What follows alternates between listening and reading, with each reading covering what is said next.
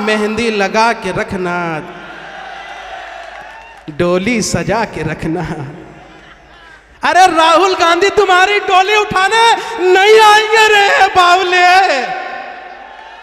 तुम मेहंदी सजा के रखे। राहुल गांधी ने कहा मैं तो मुस्तफाबाद नहीं जा रहा हूं। ये मेहंदी सूख जाती तुम्हारी, 5000 वोट से ज्यादा तुम नहीं बढ़ सकते। हमारे हाजी साहब अब्दुल्ला कुरैशी साहब तशरीफ लाए हैं, उनका भी जोरदार इस्तकबाल कर दीजिए। हमारे बीच में आपके प्रदेश अध्यक्ष डॉक्टर शोएब जमाई साहब मौजूद हैं। मैं अदब के साथ उनसे गुजारिश करूंगा जोरदार तालियों से इस्तकबाल कीजिए। इस मर्द मुजाहिद ने दिल्ली के सारे बोझ को अपने कांधों पर उठा रखा है। जोरदार तालियों से इस्तकबाल डॉक्टर शोएब साहब का। आपके बीच आ रहे हैं और आपके बीच आके प्रचार करेंगे इंशाल्लाह। इतना सुनते ही मुझे वो दिन याद आया कि जब पहली बार सदर मजलिस असदुद्दीन ओवैसी साहब के साथ मैं भी और ताहिर हुसैन साहब का परिवार पहली बार बैठा था और हम लोग डिस्कशन कर रहे थे कि कैसे चुनाव लड़ना है, क्या करना चाहिए। तो सदर साहब ने एक बात कही थी कि जमाई साहब, चुनाव तो आते जाते रहेंगे, राजनीति होती रहेगी, पर हम चाहते हैं कि जो परिवार की तकलीफ़ है वो तकलीफ़ दूर होनी चाहिए। ताहिर हुसैन साहब जेल से बाहर आनी चाहिए और ताहिर हुसैन साहब को जेल से बाहर लाने के लिए जो कुछ भी हमें करना होगा हम करेंगे। तो मैंने कहा कि सदर साहब, ये जो सियासी ताकत हम आज ताहिर हुसैन साहब को देने जा रहे हैं टिकट के तौर पर, ये ताकत ही उनको जेल का दरवाज़ा तोड़ेगा, ये ताकत ही उनको वो हौसला देगा कि वो अपनों के बीच आ सकेंगे। और आज वो बात पूरी होते हुए दिख रही है। चुनाव भी लड़ेंगे इंशाअल्लाह, जीत भी मुकद्दर होगी। लेकिन आज मुझे बहुत खुशी है कि कोर्ट का ये जो फैसला आया है, इसने MIM के लिए एक बहुत बड़ी एक क्रेडिबिलिटी है कि एक पार्टी होने के नाते जो बात दूसरी पार्टियां नहीं सोच सकती थी, जब उस दौर में आम आदमी पार्टी जिन्होंने इस परिवार को धोखा दिया, एक तरफ वो अरविंद केजरीवाल है जो कहा करते थे कि ताहिर हुसैन को 2 गुनी सजा दो, और एक तरफ मेरे सदर, मेरे कायद असदुद्दीन ओवैसी है जो कहते हैं कि चुनाव तो लड़ लेंगे लेकिन सबसे पहले ताहिर हुसैन साहब बाहर आना चाहिए। मुझे फख्र है अपने सदर साहब पर कि हम दूसरी पार्टियों जैसा नहीं है, और हम इस बात का ऐलान करते हैं इंशाअल्लाह कि कल आपके बीच ताहिर हुसैन साहब आएंगे और इंशाअल्लाह समीकरण जो बदलेगा, ये जीत मुस्तफाबाद में मुकद्दर होगी इंशाअल्लाह। तो ये बात उन तक भी पहुंचना चाहिए जिन्होंने मुस्तफाबाद को धोखा दिया, जिन्होंने मुस्तफाबाद को बदनाम किया है। और ये आज जब इनके पास काम गिनाने के लिए कुछ नहीं है तो बीजेपी का डर दिखा रहे हैं कि बीजेपी आ जाएगी, वोट बढ़ जाएगा। अरे मोदी का डर दिखा रहे, बीजेपी का डर दिखा रहे, तो कान खोल के सुन लो गयूर नौजवानों, हमारे भाइयों, ये ईमान वाली कौम है, ये कलमे वाली कौम है, ये किसी से नहीं डरती, सिर्फ अल्लाह से डरती है, सिर्फ अल्लाह से डरती है। तुम बीजेपी से डरा रहे, तो ये डर का बाजार अब खत्म करना पड़ेगा। कोई डिवीजन नहीं होगा, बीजेपी को हराना है ना, तो इस बार ठेकेदारी MIM उठा रही है। पूरी मुस्तफाबाद की आवाम एक तरफा ताहिर हुसैन को वोट कर दे, हम बीजेपी को हरा देंगे इंशाअल्लाह। हराओगे ना, जिताओगे। अब देखो, क्योंकि आज मैंने इससे पहले जितनी भी स्पीच दी है, क्योंकि सदर साहब भी होते हैं और मेरा ज्यादा बोलना मुनासिब नहीं होता, आज मैं वो लिबर्टी लेता हूं कि ये आखिरी दौर, हम चुनाव प्रचार में जा रहे हैं, तो कुछ बातें हम अर्ज करना चाहते हैं कि यही वो मुस्तफाबाद था, यही वो ब्रिजपुरी पुलिया थी जहां पे एक मस्जिद को जला दी गई थी। और उसमें कुरान को जलाया गया था। जब हम लोग उस दिन 2020 के टाइम पे मदद के खातिर यहाँ पहुँचे और सदर मजलिस ने भी उस दौर में यहाँ से दंगा पीड़ितों को मदद पहुँचाई थी, दवाएं पहुँचाई थी। न जाने कितने परिवार ऐसे थे जिनको यहाँ से, जिनकी बेटियां वैसे ही शादी के लिए उनके इंतजार हो रहा था और दहेज का सामान जल गया था। जब मैं आया, उन परिवारों से मिला तो कई बाप हमारे गले लिपट के रोते रहे कि यह हमारा घर जल गया है, मेरी बेटी की शादी होने वाली थी। मैं खुद गवाह हूं उस बात का। और जब हम उस शिविहार की, जब उस मस्जिद में पहुंचे तो सब कुछ बर्बाद, कुरान भी जला हुआ था, मस्जिद में लोग तबाही मचा चुके थे। हमारे साथियों ने वहां पे उसको झाड़ू लगाया और मैंने देखा कि कुरान की प्रतियां जो जली हुई थी, वो जली हुई कुरान आज भी मेरे घर में सहेज के हमने रखा है। वो दर्द को हमने नहीं भूला है, लेकिन इस दर्द को दोगुना करने का काम अरविंद केजरीवाल ने किया था। आप बताओ यहां पे हाथ उठा के और ईमान के साथ कि उस वक्त की सरकार जब अरविंद केजरीवाल की थी, अगर वो अपने विधायकों के साथ, अपने मंत्रियों के साथ इन इलाकों का दौरा कर लेते तो दंगा नहीं होता। लेकिन ये खामोश रहे और 2022 में जस्टिस लोकुर समिति की रिपोर्ट आई और जिसमें साफ तौर पर कहा था कि दंगों में जो है अरविंद केजरीवाल का भी एक अहम रोल था। तो क्या बताओ तुम, मुस्तफाबाद की आवाम बताए, ये आदिल को वोट नहीं है। अगर तुम झाड़ू को वोट देते हो तो तुम्हारे इलाकों में दंगा कराने वालों को वोट देने के बराबर है। तो क्या तुम उनको वोट दोगे? नहीं दोगे ना। यह आवाज सुना देना झाड़ू तक, और झाड़ू के साथ ही हम साफ करेंगे इस बार इंशाअल्लाह। देखिए, इससे पहले भी कई बार सवाल पूछे गए कि दिल्ली के अंदर एमआईएम सिर्फ 2 सीट क्यों लड़ रही है। ये कमाल की बात, ये गजब का लैला मजनू का खेल चल रहा है। भाई मोहब्बत करे तो भी बदनाम, मोहब्बत ना करे तो भी बदनाम। अभी अगर 10-15 सीटें लड़ लेते तो कहते कि यहां मजबूत नहीं है और वोट काटने के लिए आ गए।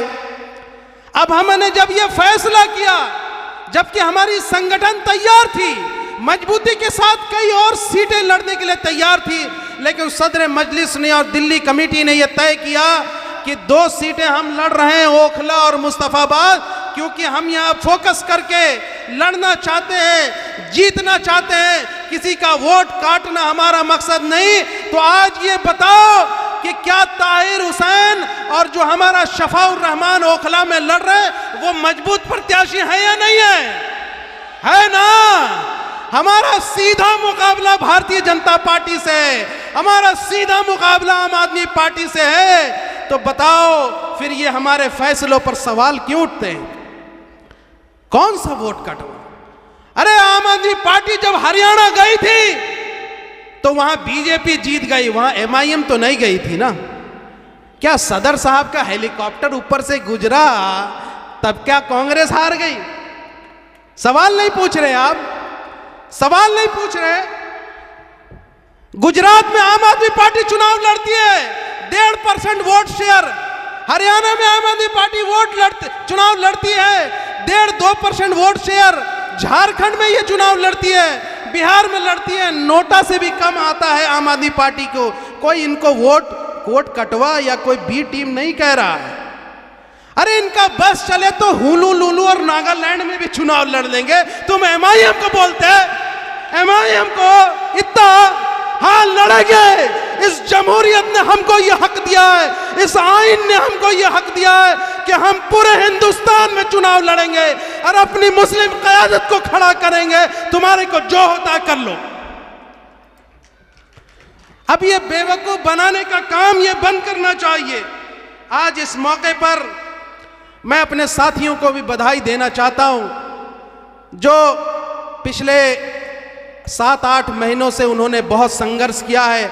आज हम ये माहौल देख रहे हैं, फिजा देख रहे हैं, मुझे बहुत खुशी होती है। लेकिन एक वो दौर भी था कि एक एक आदमी को मिलने के लिए 2 बजे रात 20 किलोमीटर जाना पड़ता था और एक आदमी मिल रहे हैं। कितने? पूरे विधानसभा में एक आदमी, पूरे वार्ड में एक आदमी। वो दौर भी हमने देखा है, वो दौर भी हमने देखा है जब दिल्ली के अंदर जब हमने बांग्लादेशी और रोहिंग्या के नाम पर मुसलमानों के साथ जुल्म करने वाले लोगों को जेल में भेजा है और वो रोते हुए नजर आए हैं। आपको वीडियो तो मिली होगी ना। ये हमारे साथियों का संघर्ष था, ये हमारे साथियों का संघर्ष था। तो मैं सलाम करता हूं। आज शायद चुनाव के माहौल में 2 जगहों पे बातें होके खत्म हो जाती है, लेकिन मुझे फख्र है अपने तमाम साथियों से, चाहे हमारे जनरल सेक्रेटरी हो, ज्वाइंट सेक्रेटरी हो, हमारा अदना कार्यकर्ता हो, विधानसभा अध्यक्ष हो या कोई भी हो, वार्ड का अध्यक्ष हो। साथियों, ये मजलिस एक परिवार है, ये एक MIM एक परिवार की तरह है। हम आपस में साथ रहते हैं, संघर्ष में भी साथ रहते हैं। और अगर ताहिर हुसैन साहब और शफाउर रहमान जीते तो जीत का सेहरा भी आपके सर बंधेगा इंशाअल्लाह। ये कांग्रेस को आप क्या समझते हैं? मैं अपनी बात खत्म करने जा रहा हूं। ये क्या नाम है उनका, क्या नाम है उनका? मेहंदी लगा के रखना, डोली सजा के रखना। अरे राहुल गांधी तुम्हारी डोली उठाने नहीं आएंगे रे बावले।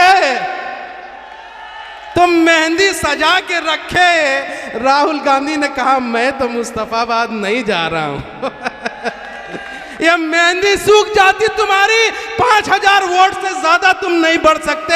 अब काहे को अपना टाइम खराब कर रहे हो? आ जाओ, आ जाओ, इस आंदोलन में साथ दो। अब मुस्तफाबाद की आवाम के जज्बात को समझो और आ जाओ और ताहिर हुसैन साहब का समर्थन कर दो, समर्थन कर दो। हम तुमसे कह रहे, तुम हमारे भाई हो और हमारा तो रिश्ता भी है। हमारा और तुम्हारा क्या रिश्ता है बताओ? तेरा मेरा रिश्ता क्या? तेरा मेरा रिश्ता क्या?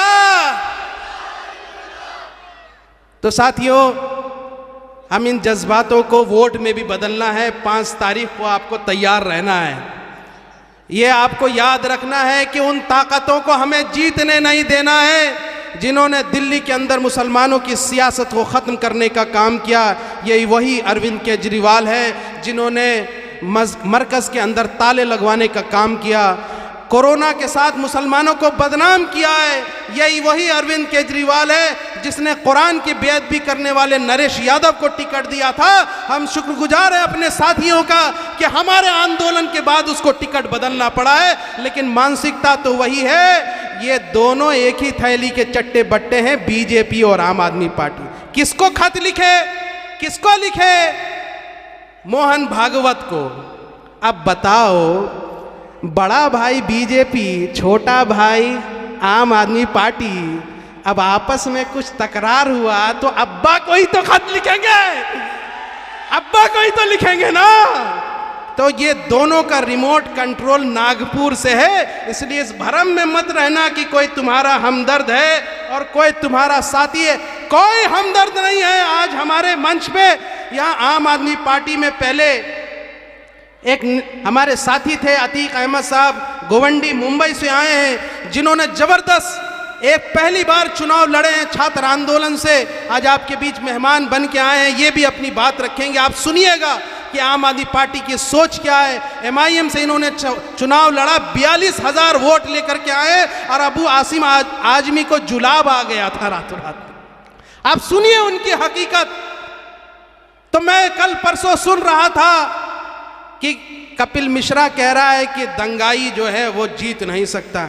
अरे कपिल मिश्रा, तुम्हारी रातों के नींद हराम होने वाली है। तेरा बाप कल आ रहा है, आ रहा है, ऐलान कर दो और ये गूंज पूरे दिल्ली तक सुनाई देगी इंशाअल्लाह। और आप भी तैयार रहना नौजवानों कि इस बात के साथ कि कांग्रेस ने भी हाशिमपुरा, मलियाना और भागलपुर का दंगा कराया था, वो तुम्हारी कोई हमदर्द नहीं है। मैं खुद संजौली मस्जिद शिमला में होकर आया हूं। मैंने खुद अपनी आंखों से देखा है कि राहुल गांधी 3 दिन तक शिमला में होने के बावजूद भी न वो शिमला के संजौली मस्जिद गए और उसी वक्त में हिमाचल के अंदर मुसलमानों पे जुल्म हो रहा था। किसकी सरकार है वहां पे? कांग्रेस की सरकार है। ना ये आम आदमी पार्टी तुम्हारी हमदर्द है, ना ये यहाँ कांग्रेस हमदर्द है, ना ये बीजेपी है। अगर तुम्हारा कोई हमदर्द, तुम्हारा कोई कायद, तुम्हारे लिए कोई फिक्र करने वाला है तो वो हमारे कायद असुद्दीन ओवैसी है। तो ये भरम बिल्कुल खत्म कर दो, इसलिए अपनी क़यादत को खड़ा करो। और मुस्तफ़ाबाद पर जो है निगाहें पूरे देश की लगी है। सब ये उम्मीद में है कि जो एक सिला देने का, एक वो इजहार मोहब्बत के साथ साथ वोट के साथ भी मजबूत करने का आपके पास मौका है। आप ये जिता के आप दिखा दीजिए कि मुस्तफ़ाबाद के लोग सिर्फ जज्बाती नहीं हैं बल्कि वोट देकर भी जिताते हैं। अगर किसी मजलूम के साथ खड़े हो जाए तो बड़ी बड़ी ताकतों को तोड़ने का भी काम करेंगे इंशाअल्लाह। करेंगे ना? तो अब एक नारा लगा करके उसके बाद हम आपसे विदा लेते हैं। नारा तकबीर, नारा तकबीर, नारा तकबीर, नारा रिसालत। अस्सलाम वालेकुम।